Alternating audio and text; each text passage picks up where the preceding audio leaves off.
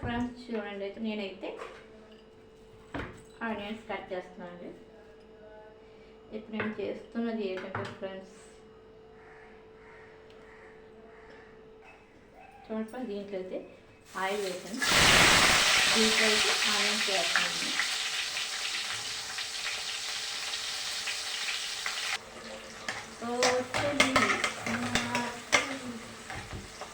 చూడండి ఫ్రెండ్స్, ఇప్పుడైతే నేను రైస్లో వాటర్ పెట్టానండి. ఇక్కడ రైస్లో వాటర్ పెట్టాను. ఈ పక్కనైతే ఆనియన్స్ చూడండి ఫ్రై చేస్తాను, చూపిస్తానండి. ఇట్లయితే మేము మసాలా వేసుకుంటాం ఫ్రెండ్స్.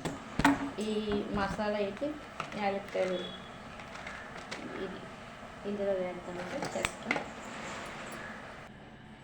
ఇప్పుడు నేను చికెను మొత్తం మ్యారినేట్ చేసిన చికెన్ అండి, చికెను మొత్తం అని వేసింది మనం దీంట్లో వేసేద్దాం.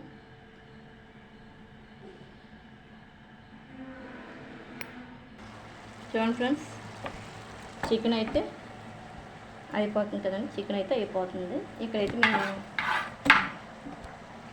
రైస్కి పెట్టింది కూడా